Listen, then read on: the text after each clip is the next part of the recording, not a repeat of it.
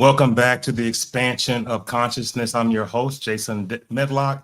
And guys, this is where we dive deep into the mind, exploring ideas, spiritual curiosities, and the hidden dimensions of our everyday life. And you know what we do in this show? We do what we like. We understand the differences between what's happening in the spiritual realm and what's going on here in this third dimensional construct. This is season 6. And we're on the 5th show, and I am happy to have been here this long with you guys, continuing to bring you more interesting topics and people who have different opinions than maybe my own. We have to listen and learn and expand our consciousness to a number of things. And that's why I'm thrilled to welcome today's guests, Will and Karen Rodriguez, the co-creators of the Skeptic Metaphysicians. Together, they've navigated spiritual awakenings, energy healings, psychic phenomena, and a whole lot more, and all while keeping a healthy dose of weight and what. And let's talk about Will first up. He's a former New York pragmatist who refused to accept secondhand stories about the spiritual world. He was determined to find the proof for himself, and he joined a coven, experimented with healing modalities, and conducted over 130 deep dive conversations on metaphysical topics. And through it all, Will discovered that genuine evidence of consciousness transcends institutions and the dogma. And today, he brings his analytical engineering mind and the playful skepticism to every discussion, shining a light on extraordinary experiences without losing touch of reality. And alongside him, he's Karen. She's a natural empath and intuitive, and we love intuitives on this show, who guides and balances Will's wide-eyed curiosity with practical insight. And grounded, yet she's open-hearted, and she translates lofty metaphysical concepts into actionable wisdom. Whether Karen's discussing energy healing, manifestation, or near-death phenomena, Karen creates a safe, entertaining space for exploration, encouraging all of us to reconnect to our infinite potential. And so today, Karen and Will, we're going to ask them questions. We're going to make no assumptions, but we're going to expand our awareness and remind who we are and truly what we can become. We're going to go ahead and dive in. I'm going to go ahead and bring on Karen and Will. Hello there, good people. How are you today?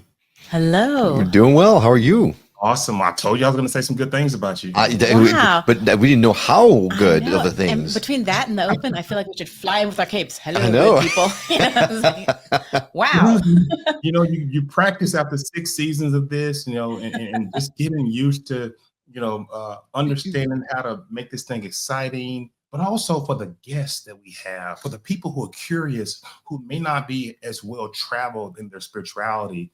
And I love bringing new guests on, people who can challenge the thought process of others. And this is what it's all about, And I made a statement for the greater good of all. And this is what it's about, the greater good of all. No, it's great. My only worry now is having to live up to all the good things you said about us. I know. So fingers crossed. It's like, who are you talking about? Exactly. And I talked about modalities, and we all work in these different modalities, and we're going to get to that. But first, I just kind of want to let's go backwards before we start to talk this heavy talk. And guys, what prompted you both to embark on this journey from the skeptics to the spiritual entrepreneurs that you are right now? And ultimately, you created NewReality TV. What happened with that? Wow, it was a very fun, long, unexpected journey, doing things we never thought we would do before. But when the universe knows where it wants you to be, it sets the path for you, and all you have to do is follow. So really, I got to let Will kind of start out with the story. It started out with him. Okay. Well, you mentioned I grew up in the New York area, and I will say I'm a skeptic. I'm not a cynic, right? So I've always wanted to believe this stuff was real. I've wanted to astral project my whole life. I wanted to see UFOs. I wanted to communicate with spirits. I wanted to do all that stuff. I wanted it to be real. But maybe because of where I grew up, a lot of people were saying things that weren't really what they were meaning, and you learn to develop a thick skin. So you look behind the words, you try to ascertain pragmatically what resonates with you and what doesn't. So I did a bit of a research, like you mentioned in the open. I joined the coven. I was taught in energy healing modalities, things like that. But really looking for that three-dimensional piece, something I could touch, I could smell, I could taste, something I knew for sure proved that this other thing was real. And I very elusive. I didn't quite find it. Life got in the way. Fast forward several years, and I had a family, I have a career, and during COVID, like everyone else, I had a moment of holy crap. Right. Looked at myself in the mirror, didn't like who I was at all, had an existential crisis. I dove into anxiety, depression. Sorry? Anger. Oh, it was, but yeah, I was very angry. But then I went to therapy, took 8 weeks off work, went to therapy. I was blessed to have found a therapist right off the bat who was great and who turned me onto meditation. And during meditation, I started. I took to it very quickly because I had done it before, but not as regularly as I'm doing it now. But during meditation, in a time where I was so raw and so willing to really look and see what was going on, it opened up all kinds of things for me. And so I started having conversations with people that I knew back in the day and recording them and putting them up there as the first few episodes of the Skeptic Metaphysicians, where we explore these things in a selfish way. I wanted to learn who I was, where I was going, why I was here, those big questions. And then that's where the show was born, because I needed to find out these answers for myself. So it's purely a selfish reason, really. Wow. And then probably about a year or so later, I roped the lovely Karen in on this, and the show's gotten way better since then, because now we present two different perspectives, right? I'm the pragmatist who asks, have you been drinking when this happened? And she's the one who says, what did it feel like? Right. Right. Also, another thing that a lot of our audience doesn't know is that when we have a guest come on, Will researches them. He checks out all their information, prepares questions. When I come to the interview, I don't even know who we're interviewing. So I'm completely blind. So it's kind of more of the perspective of the audience. So we have those two perspectives as well. Yeah. Fascinating. It's fascinating to hear the story on how it all began, maybe with that doubt. I'm sorry, go ahead. No, there was a time where we were actually going to shut it down because, with podcasts, it takes a lot of work. You're finding guests, you're producing, you're editing, you're uploading, constantly marketing. And it was taking so much time away from our family time because, we have full-time jobs, and he was doing all the work. And it got to the point where we're like, okay, you've got what you needed out of this. You feel more healed. It's time to sunset this and, move on. So literally the night that we had made that decision, I thought, well, let's just Google it and see if anybody even knows we exist. So I Googled it, and we didn't know, we weren't real podcasters at that point. So we had no idea that was it Apple Podcast that had like all these reviews. And there were just page after page of these wonderful 5-star reviews. People had taken time to write paragraphs about our show. We had no idea these existed. And as we were reading through, the last one that we read literally said, "Thank you so much for helping me feel normal." Oh. And we're like, well, we can't quit. If we're helping one person to feel better on their journey, to feel, less ostracized, to know that there are more people like them out, we can't quit. So luckily, or not luckily, divinely, the universe put right into our laps some incredible software that literally cut his editing time down, by 2/3? About that, yeah. And saved so much time that we were able to do both. Yeah. And that's awesome. Hey, Will, can you walk us through that initial spark, curiosity that made you question your own skepticism? Sure. You talk about the crisis that I went through? but just a skepticism about metaphysical things, just the whole spiritual aspect, Like the New Yorker stuff. that initial spark of curiosity to say, wait a minute, what's going Sure. on here? Well, to do that, we've got to go way back because though I was raised Catholic, my mother was always a seeker.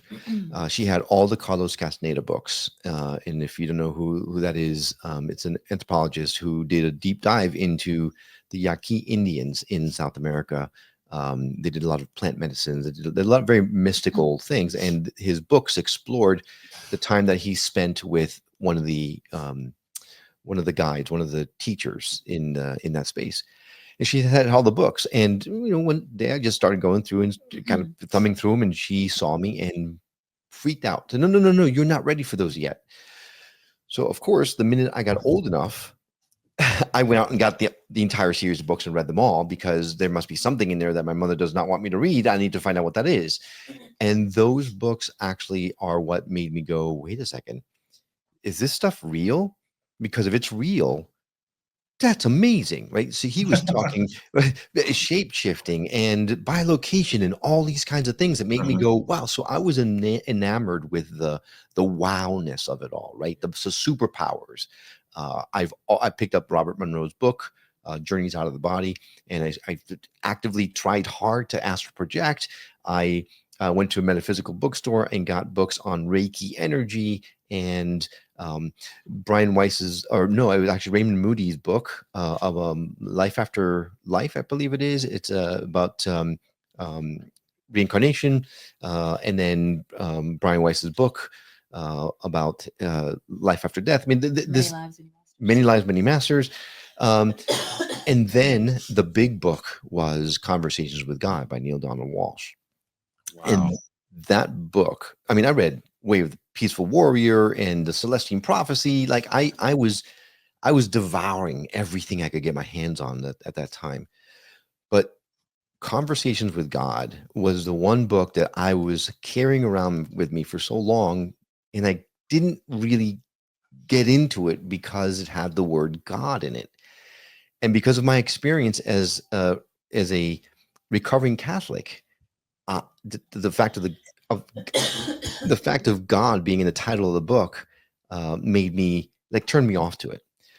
But then when I had my crisis, I ended up going back and revisiting that book, and it changed everything. Kicking myself for allowing one word to get in the way of my exploration, because that book is the one thing that probably turned me onto this path in such a profound way, because the words in it explained everything that I had been asking about but couldn't get the answers to. That book helped. And just for the audience to follow what Will has said, that's the same journey that I took. Mine was more like in church, 9 years old. We're standing up, we're praying, we're sitting down, we're praying. The money tray passes, and okay. And I'm like, well, where is God at? Where is he? I'm a Methodist, and I was like young and just wondering there had to be more. So when you talked about the books that you started reading initially, my book was the encyclopedia. You guys remember the encyclopedias, right? Oh yeah. Oh yeah. And when you go and look at all the solar system, I'm like, well, wait a minute. They're not talking about the solar system in church. And I kept that burning desire to know more until I found The Secret. Oh yeah. I started to really understand what metaphysics was and the law of attraction. And Will, I gotta tell you, Dolores Cannon, Convoluted Universe, Dr. Bob Monroe, Four Journeys, and all of that. And just like you, I'm trying to astral project. I'm trying, can I do this? But then I read the Astral Projection Handbook by Aaron Pablin. I have it. Okay. Now let's talk about the experience, Will, because I'm on YouTube trying to get to the Akashic records, and I'm going through all this meditation. I'm going through all these things, I'm in spirituality now. I'm getting ready to do this stuff. And it was a month that had passed by, and there's still no luck. So I said, well, let me just try to go to the Akashic records. that one night, and this is YouTube, I've read all these books. I knew the techniques. I knew the roll method. I knew the rope method. I knew all those methods. And that night, I am listening to the Akashic records. I'm laying in the bed, and then the vibration starts. And I said, okay, I freaked out at first. I hit myself because I was like, I woke up. I thought something was on me. And I said, Jesus, those were the vibrations. So I got back calm. The vibration starts again. And this time, I remember Dr. Monroe said that they start at the, the ankle and leg. They start to move around in the body. And I said, just be calm. And I just stayed there and I welcomed it. And I started to say the affirmation of I'm a multi-dimensional being that has experienced travel. And I want to meet beings of wisdom, beings of love, so that I can learn more to advance my path of incarnation here on earth. And I kept going through this motion, and then all of a sudden, Will and Karen, it was like a lawnmower. And when a lawnmower starts to run, that's what you feel. And then all of a sudden, boom, I'm out of the body in the corner of the ceiling looking down. And I write about this experience in my book. It's a bestseller on Amazon, Empowered by Consciousness. And I'm looking down and I'm trying to swim, Will, to get back to the body. And I forgot, okay, you can't do physical motions when you're out of the body because you're non-physical. So I have to think being on the floor. So I said, floor, and I was at the floor. Then I said, other side of the door. Just I was thinking it, other side of the door. And Bob Monroe always said to get back in the body and write down exactly what happened so you can verify that it wasn't a lucid dream. And so I went into the bedroom with my son. He was laying at the foot of the bed on his iPad. Then I went into the second bedroom with my son. He had the covers over his head with the cell phone. I could see the light. Then I went back into the body. I waited until the next day. I went into the first room. Hey, were you up? What time? I asked him, what, Dad, why are you asking me all this? Just tell me, were you up and what were you doing, please? I was up. I was on my iPad. I said, what else? What direction? I was laying at the foot of the bed. Thank you. That's all I need to know. Went to the other room. What were you doing at this time? He told me. I said, so what else did you do? He said, I got up and used the bathroom. What else did you do? I got back in the bed. What else did you do? You can't let them know. Yeah. Right. Or you can't validate the experience. Right. So he told me that I got back in the bed. I got on my cell phone. I said, how? Oh, Dad, what? How? Just tell me. I'm trying to do an experiment. He said, I was under the cover. Got it. Yeah. And that's how I validated the experience. And then the next time I did it, I was on top of the house. And then I was going downtown Houston. So I resonate with you. I started to do all these things to try to make sure I could validate if I was going to come on a podcast and talk when I first started it. But I definitely, I'm with you, brother. And your story is similar, if not dang near alike, than mine as well. There's one glaring difference between yours and mine. Okay. You got out of your body. I'm still trying, and I don't feel those vibrations. I haven't been able to get out of my body yet. Well, I have felt them.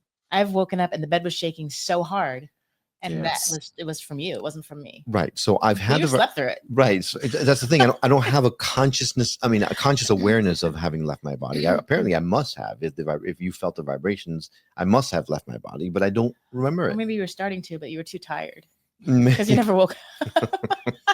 Maybe. You know what? Before the audience, it took me a while. I mean, it took me a while, but what I learned was the more you begin to eat differently and put more superfoods into your body, and the more you practice your spirituality, looking into the candle, practicing this white light within the body that fills the body with white light to raise the vibration. And then I got more into transcendental meditation, and the more at peace and calmness that I practice meditating 12 minutes. I started off with guided meditation, and then I moved more towards my own meditation. I didn't need to be guided anymore in this deep peace that I kept experiencing twice a day in transcendental meditation. And the more I practiced that, then all of a sudden it happened. And then I stopped practicing it as much. I couldn't do it. And I went back to just this peace to lay still while the body is asleep, but the mind is awake. Right. And I kept practicing and I started to say, oh, this is the key, this stillness, this peace, this lightness of the body. So, hey, it was interesting. And, for anybody who's listening, try that. Well, let me ask you a question though. Like when you're just lying there and you're feeling the peace, and how quickly do you fall asleep?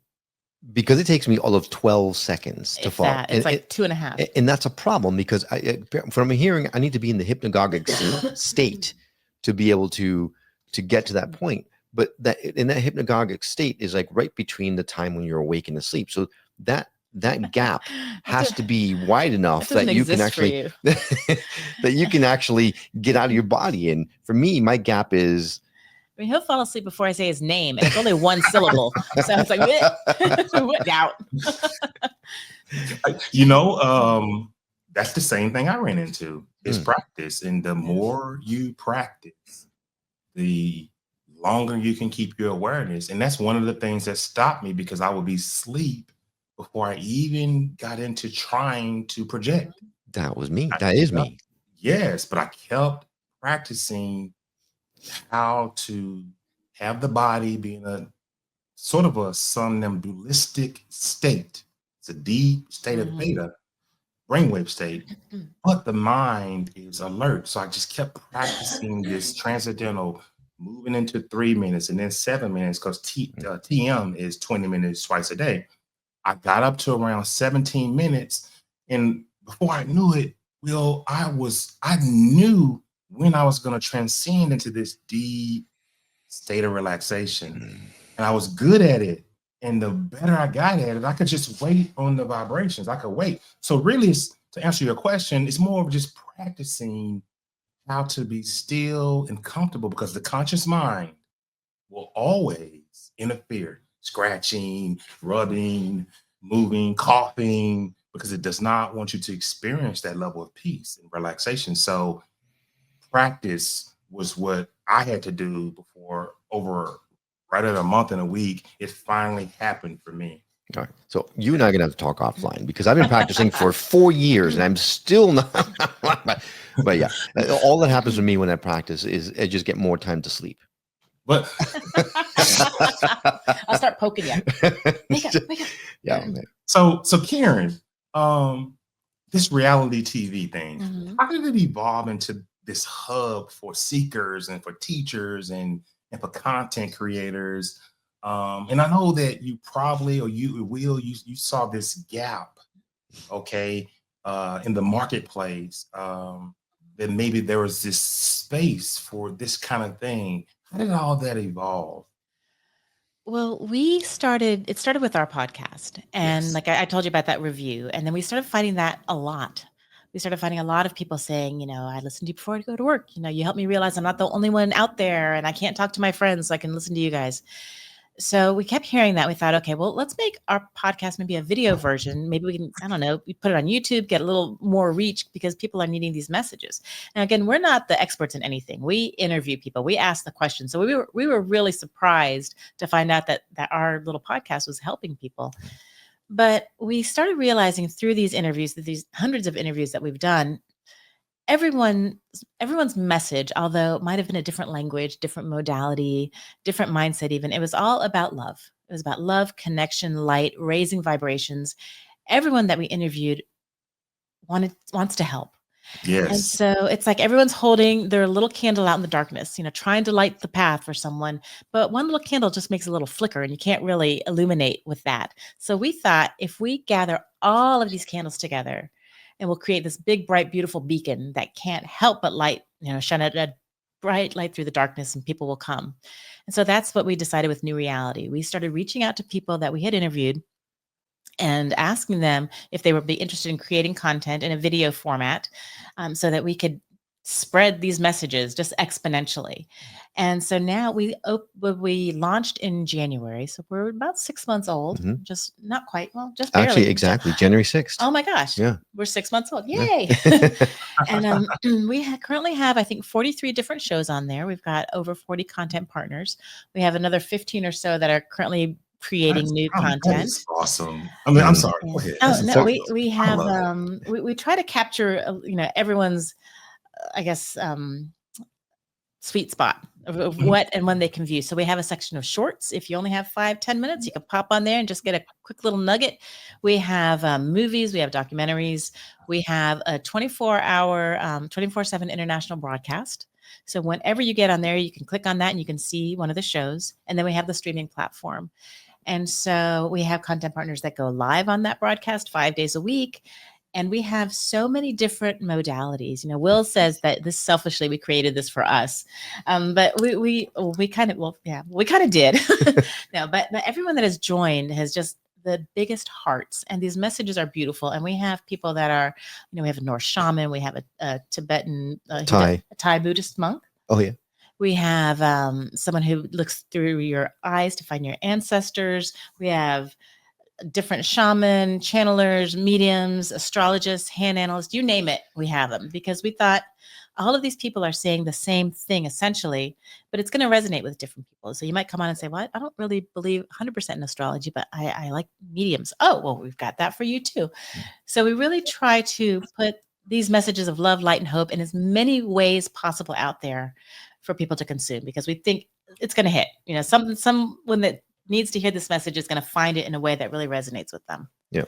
And we we're firm believers of one truth, many paths. And so, as Karen was mentioning, this is our attempt at having as many paths as possible there, so people can explore them. So by trade, we're in television. That's what we do for our day jobs. So it was a natural transition to create something like this, that we can get these messages out. But it goes so much further than that, because it's really about helping people raise the consciousness of the planet. I'll tell you, for me, it was a little bit of a selfish thing at the time. I mentioned the show. Our show is very different. We're irreverent. We laugh a lot. We talk about the topics in a very lighthearted way, but still get a really strong message out. Because of that, maybe 3 or so years ago, I was diagnosed with cancer. And because our show is kind of on a light end, we didn't really talk about it on the show. But inevitably, we would have people who are healers or things like that on the show. And afterwards, we would talk, and somehow it would come out that I was diagnosed. And every single person that came on our show that was a healer of any type all asked, please let me work on you. They didn't charge me anything. They just wanted to help. And so we're doing this thing where it's active surveillance. So we go for a year, we just watch it. We take blood to make sure my numbers are okay. At the end of the year, we'll do a second biopsy to make sure that MRI first, that we're still seeing it, right? So when I first got diagnosed, we went to a second doctor to confirm it, because we didn't want to just, again, pragmatic. I can't take anything just at face value. I need to make sure someone else tells me, yep, you indeed have cancer. So we got it verified by two different world-renowned doctor. It was the second one. So for the year that we were watching it, all of these people that we would have on the show would graciously donate their time to work on me in whatever fashion. Sometimes these things, all remote, all remote healings.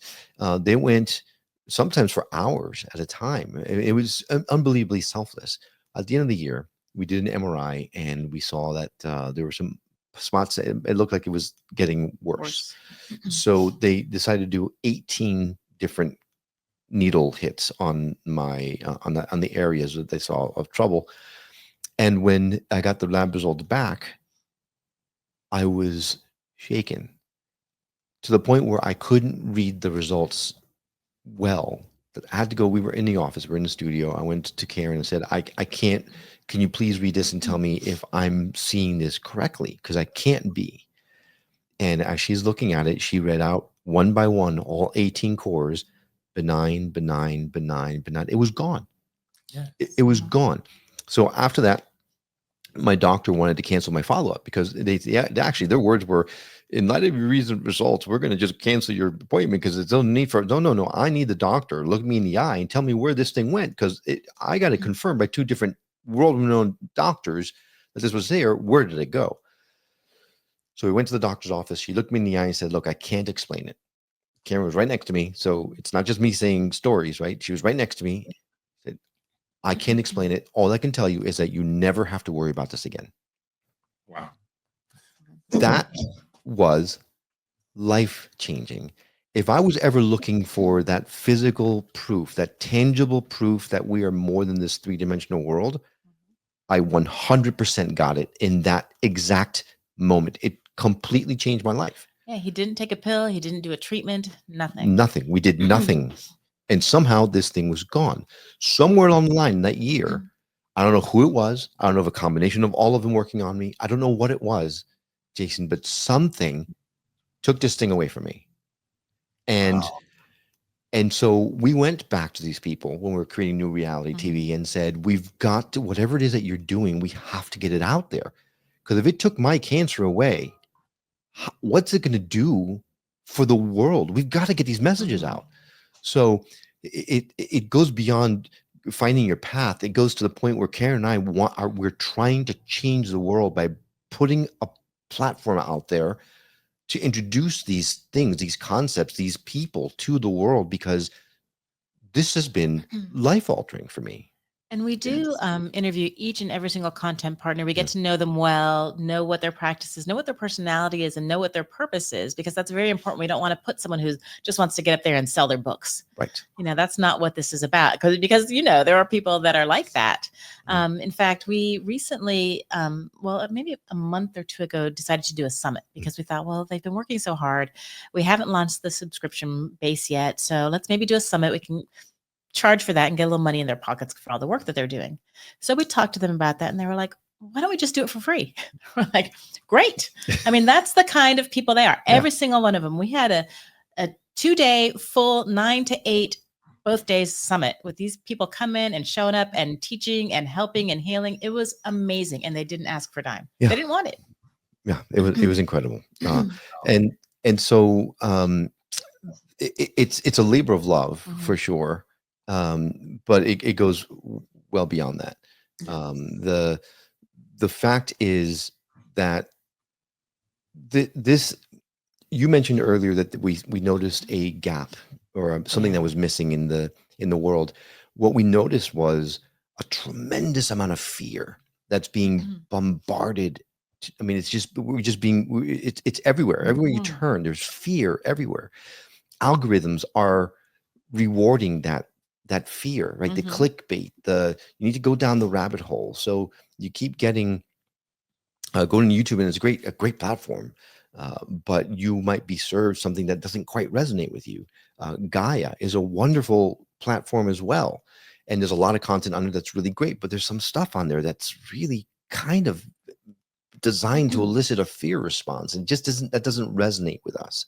Well, then how do you maintain authenticity and that depth in the landscape that's often dominated by viral trends and just quick little videos? How do you keep your channel, authentic? Yeah. So the authenticity is in, we don't not talk about topics. We dive into shadow work. We dive into the dark side of things, but it's always in the interest of helping, of getting over, of becoming better, of finding a way through the darkness. Not about, hey, there's a demonic entity that's going to take you over, and there's nothing you can do about it. Yeah. When you talked about the doctors, I mean, I'm not surprised that medical science would classify your case as, we just don't know. Yeah. However, being a level 2 quantum healing hypnotist under the school of Dolores Cannon, these things are what we do every day when we see our clients. And the cancer reminds me of a book that's written by Julia Cannon. And what we've done as quantum healing hypnotists, We have a forum of thousands of QHHT practitioners that are all over the world, and we go in and we look for different sessions and what happened here and what happened there. And the book is called Speak Now. And we can categorize if we were working with a patient with cancer, if we were working with a patient with heart, if we had a patient that had something going on with the knee or the elbow or whatever the case may be, we could always explain, why did it manifest? Why do we have this cancer here? And it always came back with hate of something, hate of self, hate of others, which we're not given this information. Our clients are given this information once we move them to this deep somnambulistic state where we directly ask questions of the higher self in the subconscious mind. And one of the things that Dolores Cannon, who rest her soul, she's passed, that she taught us when we look at the videos and we do our training, is that if you cut your hand, then the brain sends a signal to the cells, and the cells respond in antibiotics to that area, and the hand is healed in a number of days without any neosporin or without anything. But who told the brain to do that? Mm-hmm. Is it the consciousness, the higher self, which our consciousness is not local, it's being beamed in from a higher place, but who told it to do that? So that when we regress people with regression therapy and move them to the deep somnambulistic state so that we can ask questions to help the client, we have all these responses that are in a database, and we ask, Johnny has a heart disease. Why have you chosen for him to experience this in this lifetime? And sometimes we can clear it. We can ask for the healing right then and there. And then the spirit may respond to us on audio tape that we have mic'd up to the client. Johnny wanted to experience this so that people around him would understand compassion.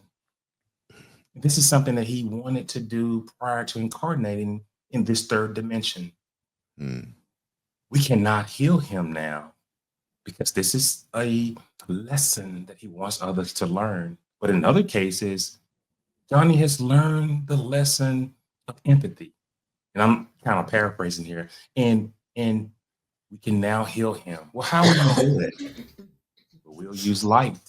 Well, what will light do? Light heals everything.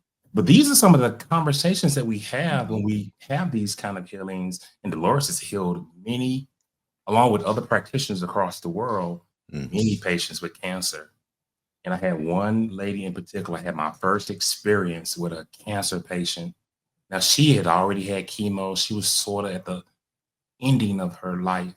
And these women brought her to me and said, Jason, we've seen some of your work and we've seen some things that you could do. Can this method help our friend? So I regressed her into a few different lifetimes, and I spoke to her before we started, and she was good spirit and good energy. But when I regressed her, she all of a sudden became a Louisianan Creole woman. She was talking, she was, who are you? What do you want with me? She had moved into a different life. And we were trying to figure out from her higher self, can we heal her from this cancer? We don't have enough water in the body. And I said, well, why? You can heal anything. Dolores has taught us that the higher self can do anything that it wants because you take care of this young lady and you do a great job at it. Why can't you heal her? She doesn't have enough water in the body. We will try. She knows this. Fast forward, when I get her out and I bring her up and I step outside and speak to the ladies, I said, listen, her higher self came through clear as a bell and said that she didn't have any water in her body or they could have healed her. They broke out crying. Well, I'm like, what? Tell me what that means. Tell me, God, what is this? Jason, for the last 2 weeks, we can't get her to drink water. And you say this. I'm like, oh my God. Wow. Whoa. So anyway, I don't want to slow the conversation down, but this healing that you receive is the higher self, Right. and people that are connecting to your higher self, and you in your own mind were probably saying, heal me, allow others to heal me. And the higher self can do anything and can cure any illness, any mental illness that you may have. I'm just so glad that your belief system allowed it. And that's what's one of the wonderful things about being a practitioner. There's just so many beautiful people out here. They don't want a lot of money, but they just do it. I'm gonna say this term again, for the greater good all. Right. Right. And yeah, I was saying, please heal me way more than just subconsciously. I was like, God, please heal me. But the interesting thing is what you mentioned there is that my willingness to heal myself, my willingness to believe that it could happen. I don't know that my conscious mind was 100% there.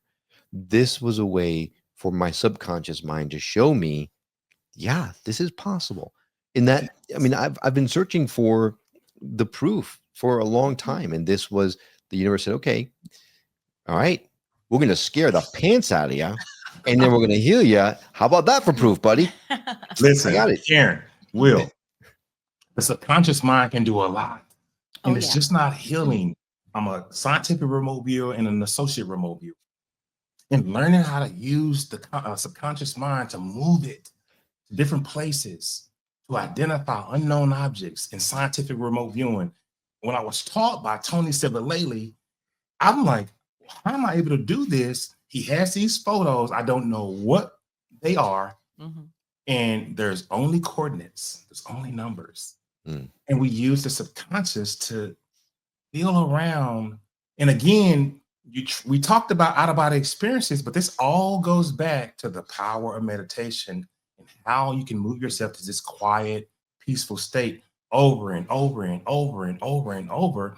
And that directly helped me become a very good scientific remote viewer, to be able to pick things out that I didn't know what they were. I got a few shows where I have ladies on my show that they don't know anything about this stuff, and they're practicing it, and they're getting some of the pictures correct, or they're getting some of the characteristics of it correct. And the subconscious is a fascinating thing. Yeah. But we could go off into a rabbit hole. But go ahead. But there's so much so that the CIA used it. Right, Project Stargate, they explored it, and there's talk that they're still using it, but they're just not being honest about it, right? So it's interesting. This stuff it's hard to wrap your head around until you bring the scientific into it, right? The quantum physics into it, because now with the advent of quantum physics, it's opened up the doors to people like me who before weren't willing to look at it because that's just magic, that's just hocus pocus woo stuff, right? Well, no. Quantum physics now has shown all kinds of magic stuff is legitimately scientific. So Legit. Yeah. Legit. I did a session with a lady who works overseas in a country. I won't call it out on the show, but she was like, hey, I saw your show. Jason, is that real? I said, go get something out of your closet, get a purse. Don't tell me what color. Don't tell me anything about it. And put something in the purse. And put it back wherever you want to in the house. And I said, and as you put the item in the purse, think of 4 numbers. Think of 4 numbers. Think of those numbers associated with the item in the purse. And then I said, and then text it to me on WhatsApp. And so she texted me the numbers on WhatsApp. And I went through my process of scientific remote viewing. And when I finished with it, I called her and I said, okay. I said, I know what's in your purse. She was like, okay, I'm ready. I said, this purse has a symbol on it, but I can't read it because it's upside down. Here's my sketch. So I drew 2 upside down G's. And I said, the color is red.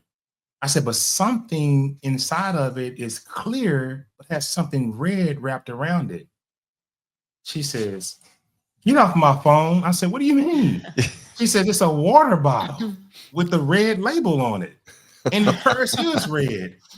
I said, okay, I just letting you know that's what I saw when I was, going through the process. So scientific remote viewing, some of the remote viewers out there do it for just the clicks. Some of these guys are seriously good at moving their consciousness to different places to get information, just like Edgar Casey moved his consciousness to many parts of our universe. Because he could put himself, like you said, Will, into a hypnotic state. Yep. Right. And move his consciousness. And he was in working with the CIA as well. But that's very interesting. I want to ask you guys, and maybe this is for Karen. What have you noticed, Karen, of some of the surprising ways that your audience members have engaged with your content, or just other people's content on your platform? Whether it's about the activations with their energy, maybe it's a docuseries, maybe it's healing. But have you guys noticed? You're like, okay, thank you for the comment. The way that they're engaging with your channel and your content. You look like you have something on the top of your mind. No, I'm thinking more about what the content partners are doing. Things like the one show actually puts electrodes on plants and plays their music, right? For example, but the way people have been using it, I don't know that I've noticed them using it in interesting ways. I don't either. Sorry. Yeah, no, I know that I think the thing about, I don't know necessarily how maybe they're using it, but I think they feel like it's, I don't know if they feel the energy of it, but I feel like they feel very loyal. Our listeners are very loyal. And I think it's because they really feel that this is just, we aren't trying to get anything from anybody. We don't really monetize our podcast. And so I think that they're kind of spreading the word about it that way. We hear about them sending it to different people. But I think it's like almost like a little home for them. Well, now that I think about it, we do have, our interview show goes out every Wednesday. We've not missed a week in the 4 years that we've been doing the show, but we also drop every once in a while shorts. Like we have this thing called Metaphysical Moment, which does a kind of a 10-minute dive into one particular topic. We also have some meditations or activations and things like that we throw out there. I've read different things on the show. I think the most interesting thing that someone sent to us was a response to a meditation that we had. Yes.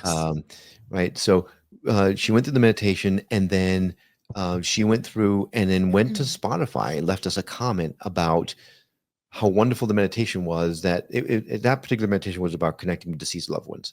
And she told us about how she was able to reach someone that had passed in her family that she hadn't been able to had closure with, and that was amazing. And then listed all kinds of other resources that she felt would be helpful to us and our audience right then and there. So it's a collaborative space. It's a place for people to. We do have a community where we a lot of our past guests will do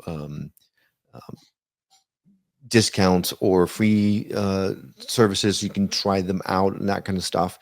And in there, you can also, there's like a chat thread where you can actually interact with us and each other. And so you might see each other recommending like further discoveries based on that particular topic that we put out there. And that's been really rewarding for me. And like for me, I think it feels like in these comments that people leave, it feels like they feel like they know us. Oh, totally. And when they talk about it, they kind of refer to us almost as if we're friends, which is wonderful, because it's not some person that's out there that, I could never, never talk to them or never meet them, or or I could never connect with them. I feel like it's more of like a friendship. Like they feel like, okay, they're my people. Oh, Karen and Will would do this. Oh, they would totally want this. Or, that's right. That's how it feels. And you mentioned authenticity earlier, and I want to go back to that point for a second, because that I think is what another thing that sets NewReality TV apart. Some of our stuff is very highly produced, but the majority of stuff is just these conversations that we're having. We don't have a Greg Braden on in NewReality TV. We don't have a Joe Dispenza. We don't have an Anita Murjani yet. What we do have is regular people going through spiritual awakenings, helping other regular people going through spiritual awakenings. So the authenticity that the message is coming across, because it is people that are going through it themselves, helping other people. They're not celebrities that are talking down to you. These are people that you can relate to, that you can go, that's my people. And that's a thing, you tend to think about people in this space as being kind of out there, they've got the crazy colored hair and the, flowy skirts and whatnot. But we have, doctors and scientists and computer programmers and, board directors and like all of these regular people. And I like to say, this is becoming very mainstream, but it's still covert mainstream. Everybody's doing it, but no one's talking about it. So Right. on New Reality, you can see people that are just like you. He's a banker too, or she's an accountant too. Oh, okay. Well, if they're out there, then maybe I can be too. We also have the flowery purple hair people too, right? We have all kinds of people. So we're not, we're not limiting ourselves. But the point is that you can find your people. Right, we're bringing a whole bunch of things together so that you can find your people, because and there's not a stigma. Right. I mean, this is very lonely work, right? We were strategically dropped all over the world on purpose because we're meant to activate those that are around us that aren't awakened yet, right? So New Reality TV is a way to get all those people from. This is a global thing. We have partners in Thailand, like Karen said. We have people in Portugal, in Denmark, Scotland, in Canada, and Alaska. We have them everywhere in the world because we've been strategically placed. We're bringing all these strategic pinpoints of light together in one place so that we have one place for people to go to access all of these different activations. And you do have the Joe Dispenzas, you do have the, Billy Carsons, in the regular people. In celebrity status, ourself doesn't care about that. They care about people who resonate with each other. And that's what this channel does. It resonates. And it's not about a level of who can everybody see us? No, it's about the good people you've put together and you two being at the top of that with great intentions and with love at the center of your heart. And I think that's what makes you guys special. Oh, thank you. Thank you. It is a labor of love. It is a mission. It's a calling. Yes. And so it's beautiful to be seen like you are seeing us, because it is really truly what we're trying to do. Because I'm that person. I mean, I've been doing my show for a while and it's grown slow and I don't care because the people that come on the expansion of consciousness, I'm trying to share the information. I don't have to be noticed and I don't have to be looked at this way, in that way. I'm just going to keep doing what my higher self is leading me to see. And I'm happy with that. But hey, I was reading a ton of things about YouTube. And one thing caught my, one thing in particular that caught my attention. And I was wanting to ask, how did a simple butterfly teach you that we are all connected? That was one of the pivotal moments of my journey. Yes. My brother got married in Colorado, and in his infinite wisdom, he wanted the entire wedding party to go whitewater rafting after the wedding. So it's his wedding. We did it. We were in two different boats. And the Colorado rapids are not mamby-pamby little rapids. These are category 4, category 5 rapids. So before we went down the river, we got the training, and the bejesus scared out of us because someone had drowned the day before in that same river we were going down there. So we were already really scared. So the training was very intense. And so we would go down these rapids, and while we're going down these rapids, you could see they took pictures of us on the rafts, because to make matters worse, we're not in the raft, we're on the side of the raft, right? We're sitting on the edge of the raft. You can fall off at any moment. So we are sheer focus. We are determined to not die and fall off this thing. And we are doing everything, rowing with all of our might to keep us away from the rocks. And it is chaotic, and we're so stressed out. And all of a sudden, the river calms, and you get to this point where it is just peace and nothing but canyon walls around you. And you have a minute to breathe and enjoy the peace that you're feeling after the adrenaline is wearing off just before, oh my God, here we go again. And we're back in the rapids, we're fighting again. All like, well, after 4 or 5 of those really heavy duty rapid things, we ended up getting to one of those clearings, and it was just this peace. And we're like, all right, we can breathe. And as we were looking around, this unbelievably beautiful monarch butterfly just started flitting around all of us. There's 2 boats that we're in, and everyone was and putting up their finger. They're trying to get the butterfly to land on their finger. And I was laughing because no butterfly is going to land on anyone's finger, especially that wants it that badly, because it's afraid for its life. But something inside me said, I'm going to prove you wrong. Put your finger up. It's going to land on you. Before I knew it, my hand was up, and that butterfly landed right on my finger. Wow. There's something poetic about a butterfly's symbolism, you know, the metamorphosis that it has to go through, that interconnectedness that they Definitely deal with, synchronicity. Yeah. I mean, Wayne Dyer talks about his friend and the butterfly in a very famous conversation he had. This happened before I saw all that stuff. So I was hearing everyone asking, oh my gosh, it's amazing. How'd you get it to land on your finger? I was hearing it in the peripheral, because when that butterfly landed on my finger, everything fell away. All that was in existence was a connection between this butterfly and me, looking at each other. Nothing else existed. And I realized at that point, that exact moment, that everything that existed was one. It was just this. Wow. That moment lasted for probably 3 or 4 seconds, but it felt so much longer than that.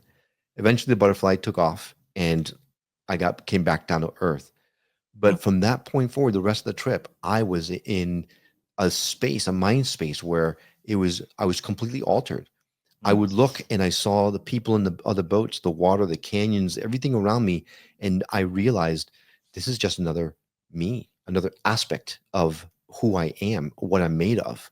And I've taken that story, that experience with me everywhere I go, because that was truly something that I've never experienced since then or before, but it was powerful enough that I feel the energies now, telling the story again to you, because it was so powerful. It was so all encompassing that I can't even come close to explaining it with words. That small moment, that shift, it shifted your worldwide view on a grand scale. That is often. And I've read in some of your material that you guys often say that religions have something to teach us, but no single religion holds all the perfect answers. Can you expand on why that inclusive perspective is so important? Yeah. Well, gosh, there are so many different religions. And if you go way back to the roots of them, I think essentially they are all saying the same thing. However, through the years, through history, through politics, through governments, they have been taken and twisted and distorted and been used in certain times to control people, to create fear. So the religion I believe that we hear today, not all of it, but a lot of it, a lot of the different ideologies aren't really what they were meant to be. So I believe essentially it's all about love. It's about loving and light and community, helping and being of service. And I think with what we have, with all of these different modalities, they're all saying the same thing. And whether you want to, okay, we have an example of how you asked earlier about how people use our show. And this wasn't particularly our show, but we have a content creator who she's actually in Denmark, and she works with energy, and she does energy healing in the corporate level. So she goes to boardrooms and she does these, week-long practices, sessions with them. And I think she said she was in Switzerland. She was working with a group, and one of the gentlemen was Muslim. And he was just very much like, this is Satan, or, this is not okay. He was very against it. Well, she's like, I'm sorry you feel that way, but just, we We have a week. We're all doing this together. So they did the practice. By the end of the week, he came to her and he said, "Thank you for helping me be a better Muslim." Mm. So these beliefs, these ideologies, these systems, these whatever you want to call them, they don't have to exclude each other. I think if we work together with our hearts, they're just essentially going to make us all better people in whatever religion we practice, whatever way we choose to believe, whatever God we choose to follow, whether it's one that's out there or it's one within ourselves or we're all connected or it's not a God or whatever. But I think all of these systems work together to make us better people.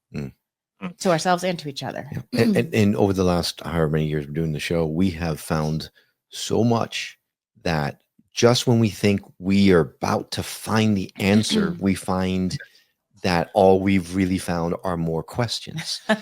And my thought process has always been, there's really, this is the truth. This is it. We're looking for that one truth. But when you look at your thumbprint, right? No two thumbprints are alike. Right. No two snowflakes are alike. How can we possibly expect the path is singular? In fact, I believe that we will never know the full truth, not until we transition.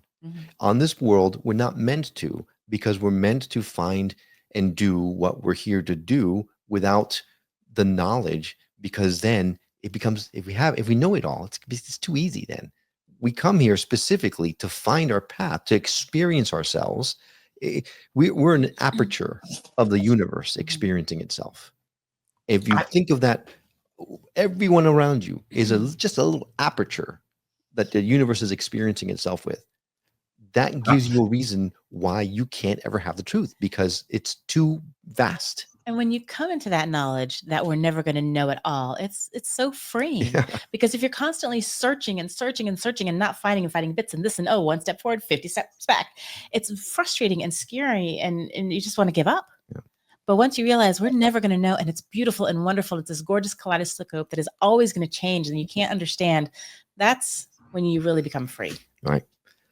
And just the sounds, you notice I'm smiling. The information is so pleasing to my frequencies, raising my vibration, and it's lovely. But I'm gonna pin you guys to the wall. You have to give me one of these modalities, from energy healing to channeling. And I know that you've explored a number of different modalities, but can you find or think of one to you too that are the most undeniable proof that there's more to this world than our 3D existence?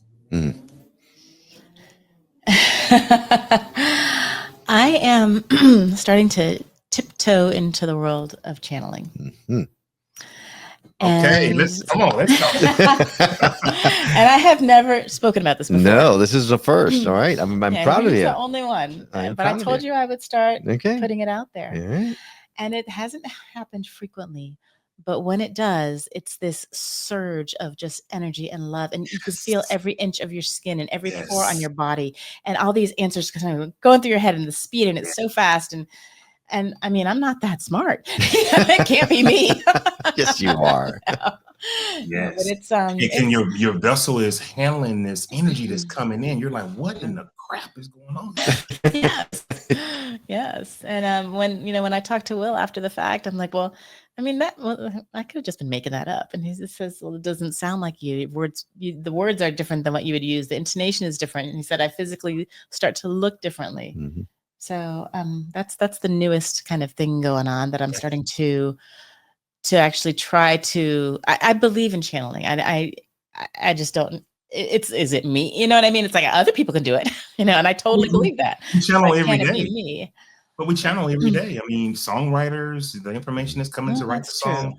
We're not, our conscious is not local. It's being beamed in. So any thought, any aha, no, we're not the smartest people. We're not. This information is always channeled from somewhere. What do you think, Will? No, I agree 100%. I am a firm believer in that, what you just said. What I've always had a struggle with is we've interviewed the very first few channelers that we had on the show that were trans channelers were difficult for me to go, this is real. I mean, it they completely transform. We had a young woman in from London who channels the The Galila Galila collective, right? There's a collective of entities. And when she channeled them on the air, she altered. She was a different person. She had an accent. She seemed older. Her She was hand was right. doing And, stuff. and at first, I gotta be honest. At first, I was like, I'm not hip to this. This is really uncomfortable. I don't know, like, because I just didn't feel right to me because it was so strange. It was so foreign. Well, over, fast forward now 4 years, and now someone says they're going to channel on a show. I'm like, let's go, let's bring it on, because wow, I've seen it in Karen. And at times I see it in Karen, it is undeniable because it's in front of my eyes. And she literally takes on a different persona. It is a different thing. And it's not just one. There's various different entities that come through her. And I can always tell when they're here because she's different. And I know this is not Karen in front of me. Just by a look. She doesn't have to say a word. She just looks over at me and I go, oh, they're here. Right. So that's one thing that's completely changed in me from before. Karen, can I say one thing to you? The higher self allows this to happen. It's not you. It's the higher self is allowing you to reach the frequency for information, for wisdom. So don't be afraid of it and allow the words to come through. And they're there. Because I've had many channels on the show, and they're just coming. But you need to ask yourself, what lesson am I to learn from this? Why me? Because the higher self controls everything about you. And it allows you to dream, and it puts the dreams inside of the memory. You have the dream, but it's not because it's you. It's the higher self, the subconscious mind that's putting it there. So if you're able to reach the frequency of these beings to then translate the message through the vessel, why? That's the question. That is Why the me? question. Yes. And I will say it's because she's an angel walking on this earth, and her real self is coming through. That's exactly what's happening. I'll tell you that what it is. It's for a reason. It's for you to do something with it. Maybe you're going to share something down the line once you get more confident in your skills, and you guys define this. I was reading more. You have defined this movement and that you're building as a revolution of frequency. And I just want to know, how do you guide newcomers toward this oneness and this spiritual alignment without overwhelming them with it? I think the first thing that we need to help people to do, which is very, very difficult, is to drop judgment. Yes. And the best way I guess I can help is actually from a book that I read by the Dalai Lama, and it's The Art of Happiness. And he's talking about, all kinds of amazing things. But the one thing that really stuck with me was when he's talking about, if someone cuts you off in traffic, instead of getting angry at them and thinking, oh, what a jerk, that's your knee-jerk reaction, think, oh my gosh, what if their son's in the hospital? Or what if they just found out that, their house is on fire? You never know what is going on in their life. So instead of immediately jumping to the conclusion that they are, just doing this to harm me or to slow me down, or because they have to be first, think, oh my gosh, I don't know what's going on with them, but I wish them the best. And thank goodness I don't have that hardship right now. And once you start kind of putting that into play in everything, not just in traffic, but the person that bumps into you at the grocery store or whatever, even if it's just for yourself, it makes everything much more pleasant. And I think it makes you a more loving person. Because there's this thing on social media that I had reposted, and it said something about, I love you. It just says, I love you. And hey, if people can hate for no reason, then why can't I love for no reason? So just trying to promote, dropping that judgment and looking with love, giving that compliment to the cashier who has, crazy purple and green hair, and just say, they worked hard on that. They like that, hey, your hair is really cool looking. That's making their day. And was it hard for you? Did it cost you anything? No, but maybe they'll have a nicer day and be nicer to someone else, and it spreads like wildfire. So those are the things that I would, and kind of once you get into that space, it's much more easy to accept the beauty of all of these new things that you've never experienced before, because they are beautiful. Yeah. I mean, it's magic. It's magic. Yeah. Open yourself up for sure. Like allow the magic to come in, because if you allow the magic to come in, it will, and it's going to get even more serious. Like it's going to get serious in there, because it happened to me for a long time. I had a, prove it mentality. Yeah, prove it. Yeah, this is real. Prove it. Over the course of however many years now, my prove it mentality, I've gone from prove it to, all right, show me more. Right? It's just a very slight shift, but it makes all the difference. I would say the fastest way to wrap your arms around everything is to allow yourself the privilege, or the luxury is a better word, of not needing to know everything. You don't need to know. If you accept the fact that I'm not gonna be able to know everything, I'm not gonna be right about everything, I am not going to win at everything. And if you allow yourself the grace to just be, and not have the necessity to win all the time, or to be right all the time, and you allow yourself the grace to just say, I'm going to let myself be wrong. When someone comes at you with a different way of thought, your first thought is always, oh no, that's wrong because this. If you give yourself the grace to be wrong, you'll go, okay, tell me more. And then that diffuses everything and tells the universe, oh, I think they're ready. Let me show them this, because now they don't have to be right that this isn't possible. Now I can show you this little thing and see if you still really mean it when you say you don't have to be right. And if you say, okay, I see that, show me more, it's going to keep showing you more. Before you know it, you're going to be knee deep into this stuff. I'm telling you, because it happened to me. The epitome of a fixed mindset versus a growth mindset. And I just want to thank you guys today for being a gracious couple guests on the expansion of consciousness. And Will, the light inside of you is shining. I can feel the frequency of love.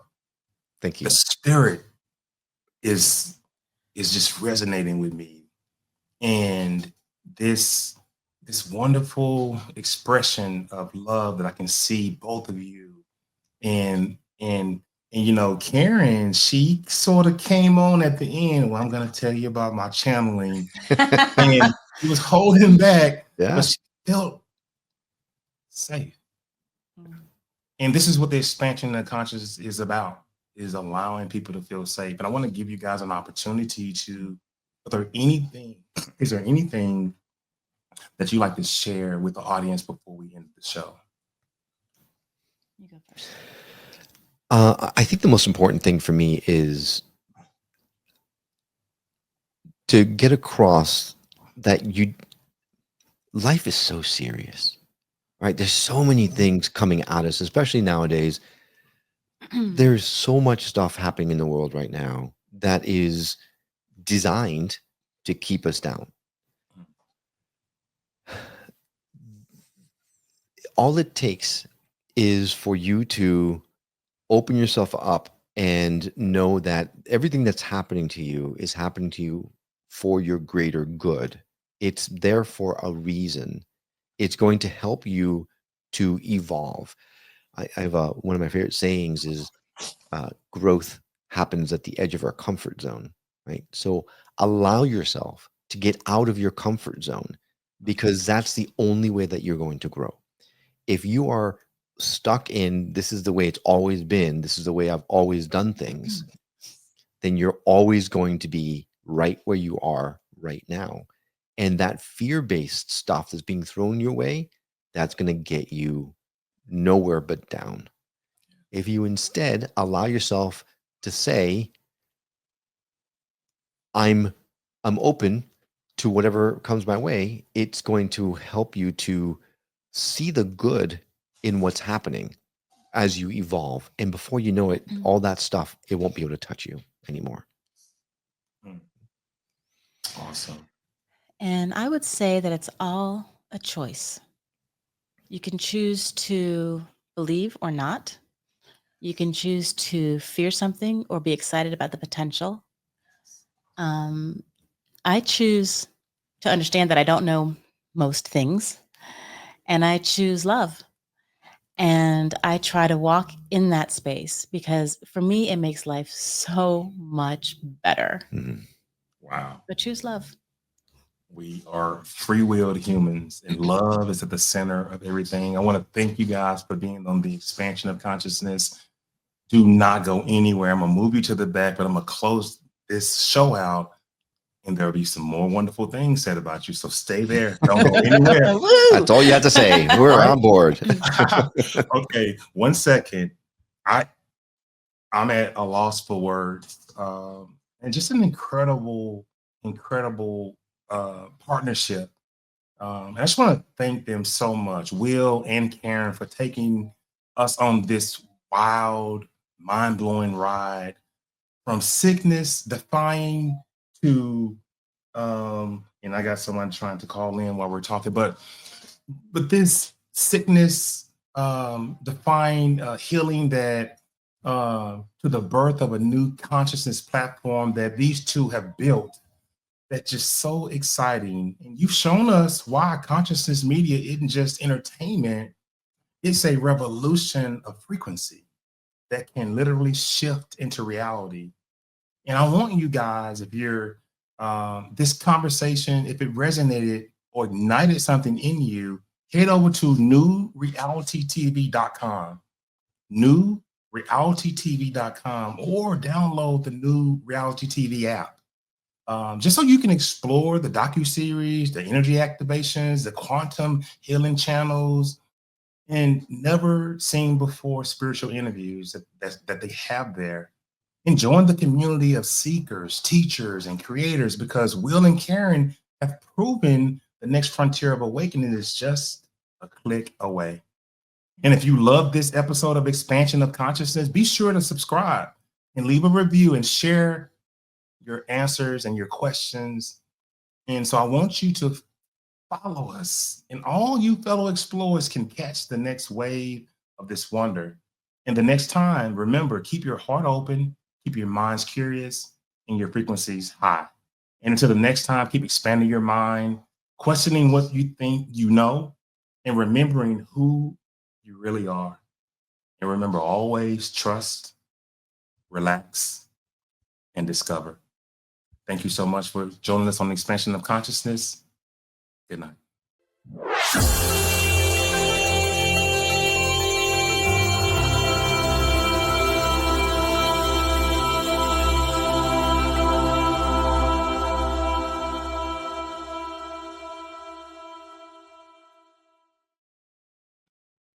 All right.